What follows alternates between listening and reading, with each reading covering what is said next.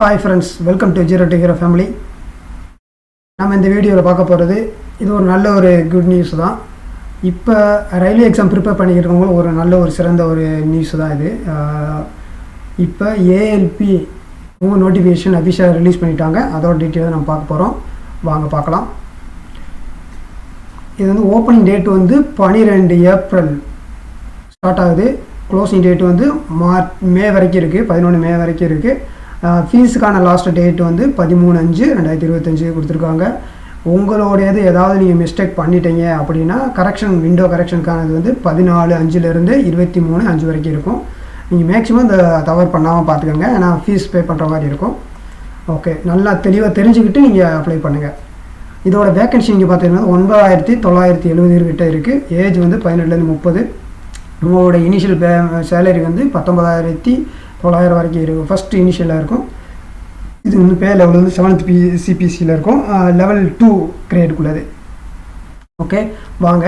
இதில் ஃபஸ்ட்டு ரொம்ப முக்கியமானது மெடிக்கல் ஸ்டாண்டர்டு தான். இதில் வந்து ஃபிசிக்கல் ஃபிட்னஸ் வந்து A1 இருக்கணும், மெடிக்கலோட ஸ்டாண்டர்டு. இதில் வந்து டிஸ்டன்ஸ் விஷன் வந்து 6/6 இருக்கணும். அதே மாதிரி வித்தவுட் கிளாஸ்லேயும் இருக்கணும் உங்களுக்கு. இதில் வேறு எதுவும் கிளாஸ் யூஸ் பண்ணக்கூடாது. நியர் விஷனில் பார்க்கும்போது 0.6 வித்தவுட் கிளாஸில் இருக்கணும். அதே மாதிரி இந்த colour vision, binocular vision, field vision, night vision, மொசஃபி விஷன், இது எல்லாமே நீங்கள் கண்டிப்பாக பாஸ் ஆகணும். இது ரொம்ப முக்கியமானது. ஓகே, பைலட்டு நீங்கள் ட்ரைவ் பண்ண போகிறீங்க. அதனால் ஏஜ் லிமிட் வந்து 18 30. ஒவ்வொருக்கும் ஏஜ் ரிலாக்ஸேஷன் இருக்குது. இப்போ எஸ்சி எஸ்டினா 5 வருஷம், ஓபிசினா 3 வருஷம். இந்த மாதிரி ஒவ்வொருத்துக்கும் தனித்தனியாக இருக்குது. நீங்கள் பார்த்துக்கோங்க. ஓகே, இது ஃபுல்லாக இருக்குது. இதில் குறிப்பிட்ட டேட்டும் கொடுத்துருவாங்க. உங்களுடைய டேட் ஆஃப் பர்த் இருக்கு இல்லையா, அது எதுக்குள்ளே இருக்கணும் அப்படின்றது இங்கே பார்க்க முடியும். யூஆர்ஆர் இருந்தால் 95/2/7/1995 வரையும் இருக்கணும்.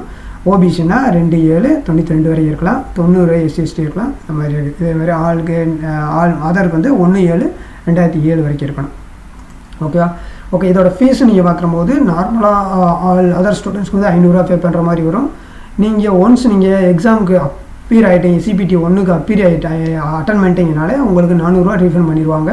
அதை நோட் பண்ணி வச்சுக்கோங்க. அதே மாதிரி இப்போ SC ST X serviceman, female, transgender, minority, economic backward, இந்த மாதிரி இருக்கவங்களுக்கெல்லாம் 250 ஃபீஸ் பே பண்ணுற மாதிரி இருக்கும். நீங்கள் எக்ஸாம் ஒன்ஸ் அட்டன் பண்ணிட்டீங்க அப்படின்னா CBT 1 அட்டன் பண்ணிட்டீங்கனாலே உங்களுக்கு 250 ரீஃபண்ட் ஆயிரும்.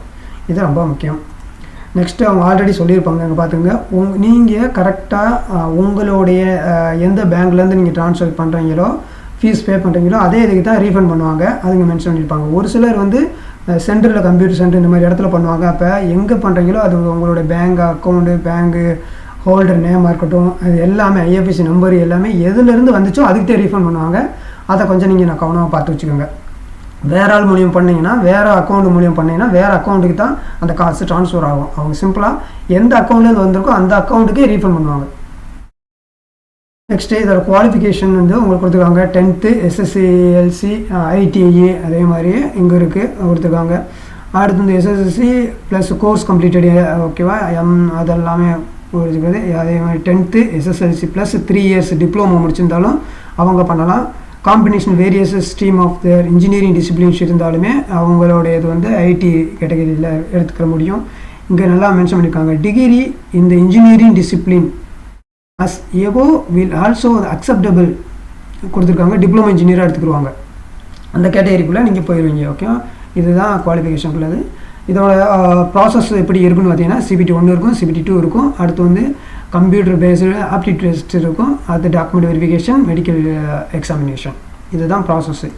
இப்போ CBT 1 நீங்கள் பார்த்தீங்கன்னா உங்களுக்கு 60 மினிட்ஸ் கொடுத்துருப்பாங்க. 75 மார்க்ஸ் இருக்கும். ஒரு மார்க்குக்கு ஒரு 75 கொஸ்டின் இருக்கும், 75 மார்க் இருக்கும். இதில் நீங்கள் ஏதாவது தவறாக ஆன்சர் பண்ணிங்கன்னா 1/3 மார்க்கு நெகட்டிவ் மார்க்ஸ் இருக்குது. நீங்கள் இது பார்த்துக்கணும்.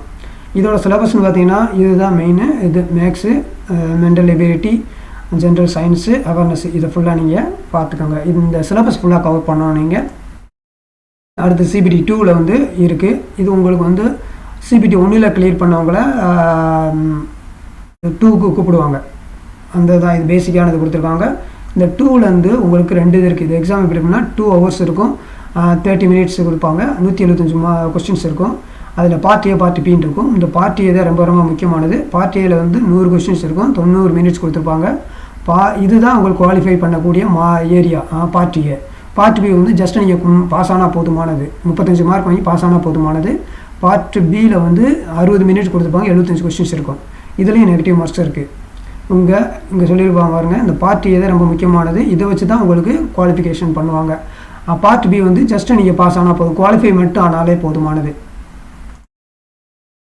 பார்ட் ஏ இதுதான் ரொம்ப முக்கியம்னு சொன்னோம் இல்லையா, இந்த இதோடைய சிலபஸ் தான் இது.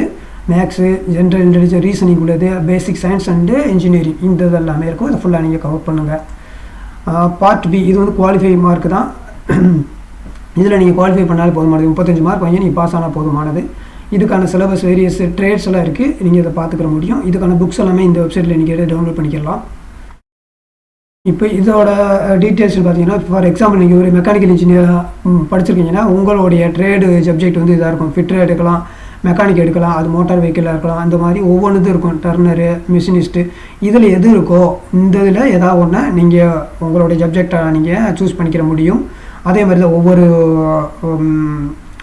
குவாலிஃபிகேஷன் ஏரியா வைஸும் நீங்கள் எது உங்களுக்கு ரிலேட்டடாக இருக்கோ இந்த இதில் இருந்த ஒரு சப்ஜெக்டை நீங்கள் சூஸ் பண்ணிக்கிற முடியும். அது உங்களுடைய ஆப்ஷன் தான். நெக்ஸ்ட்டு இது முடிஞ்சதுக்கப்புறம் உங்களுடைய இது கம்ப்யூட்டர் பேஸ்ட் ஆப்டிடியூட் டெஸ்ட் இருக்கும். இதில் வந்து